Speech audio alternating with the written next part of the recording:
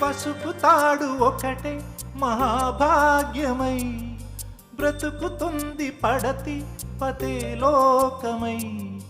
మగని మంచి కోసం పడే ఆర్తిలో సతిని మించగలరా మరే ఆప్తులు. ఏ పూజ చేసినా ఏ నోము నోచినా ఏ స్వార్థము లేని త్యాగం భార్యగా రూపమే పొందగా. అపురూపమైనదమ్మ ఆడజన్మ, ఆ జన్మకు పరిపూర్ణత ఇల్లాలమ్మా.